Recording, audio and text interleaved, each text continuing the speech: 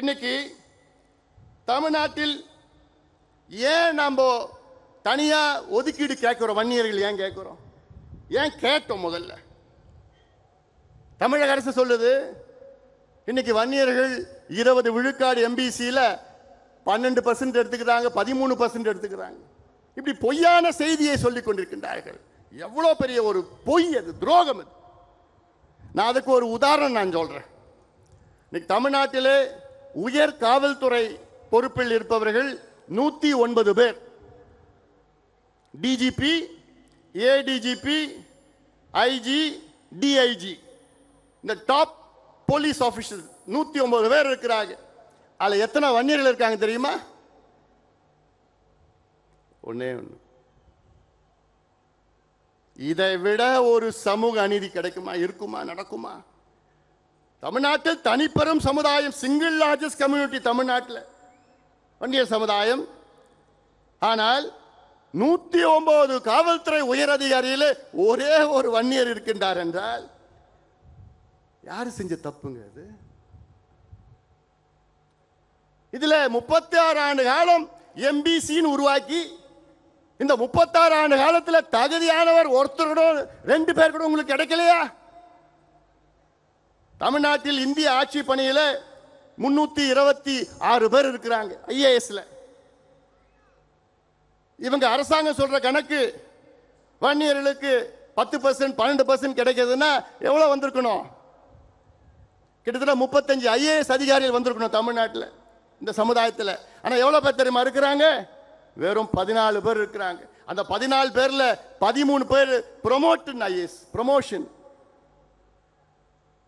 சுதந்திர இந்தியாவில் 75 ஆண்டுகள் சுதந்திரம் அடைந்த பிறகுதான், அதாவது 3 ஆண்டுகளுக்கு முன்பு நடந்தது, 75 ஆண்டு சுதந்திரம் அடைந்த பிறகுதான் முதலாக ஒரு வன்னியர் சமுதாயத்தில் தமிழ்நாட்டில் டைரக்ட் ஐஏஎஸ் அதிகாரி வந்திருக்கின்றார்.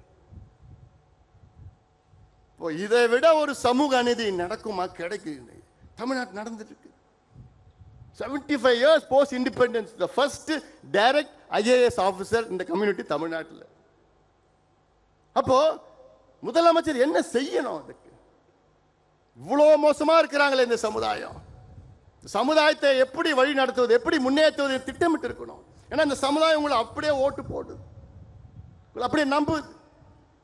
ஆனா அதை பற்றி முதலமைச்சருக்கு எல்லாம் கவலைப்படுற மாதிரி எனக்கு தெரியல. எனக்கு நான் இந்த சமுதாயத்தை மட்டும் நான் சொல்லல, நான் தமிழ்நாட்டில் உள்ள இதே போன்று இருக்கின்ற அனைத்து பின்தங்கிய சமுதாயம், அடக்கப்பட்ட, ஒடுக்கப்பட்ட, வஞ்சிக்கப்பட்ட சமுதாயத்திற்காக இங்கே நாங்கள் கூடியிருக்கின்றோம்.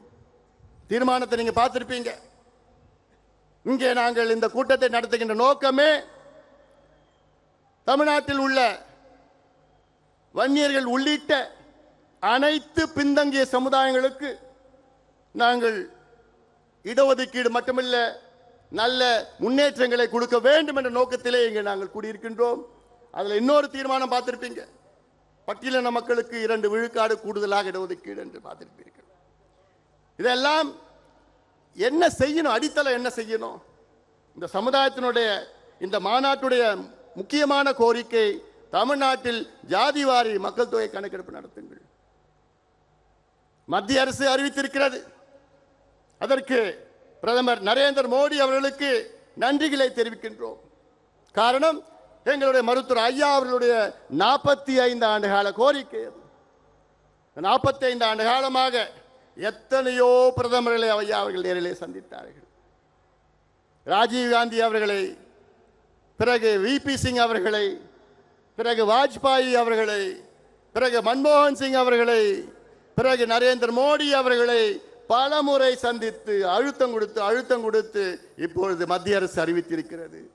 இந்த வெற்றி நம் ஐயாவுக்கு கிடைத்த வெற்றி இது, நம் ஐயாவுக்கு கிடைத்த வெற்றி இது. ஆனாலும் மத்தியிலே எடுக்க முடிவு செய்து விட்டார்கள். ஆனால் நம்ம ஆளு எடுக்க மாட்டார். நம்ம ஆளு எப்ப எடுக்க போறாரு? எடுப்பாரா? என்னப்பா நான் மட்டும் பேசிட்டு இருக்கேனா? தமிழ்நாட்டில் எடுப்பாரா முதலமைச்சர்? தெளிவா இருக்கிறீங்களா? எடுக்க போறது கிடையாது. ஆனா நம்ம எடுக்க வைப்போம். வைக்க முடியுமா? முடியுமா? சரி, நான் கேட்குறேன், எவ்வளோ காலமாக எங்களை வந்து கெஞ்ச வைப்பீங்க நீங்க?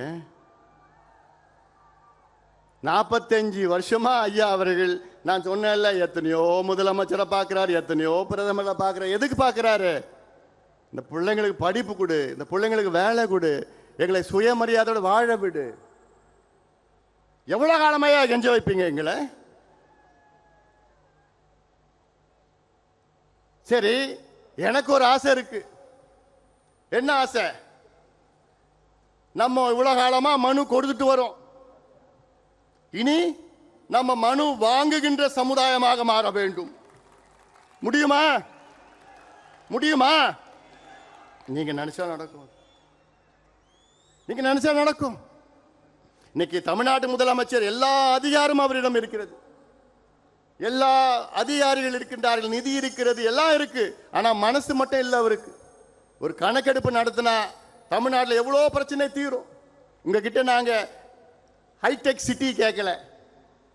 இவங்க நினைச்சிட்டு இருக்காங்க ஒரு தமிழ்நாட்டினுடைய வளர்ச்சி என்றால் எல்லாம் மாலும் கட்டிட்டு, டைடல் பார்க் கட்டிட்டு, hi tech city, intellectual city, road பெருசா போட்டுவிட்டு, ஏர்போர்ட் பெருசா கட்டிக்கிட்டு, அதெல்லாம் நினைச்சிட்டு இருக்காங்க. இதுதான் வளர்ச்சின்னு நினைச்சிட்டு இருக்காங்க. அது என்னை பொறுத்தவரைக்கும் வளர்ச்சியா நான் பார்க்கல.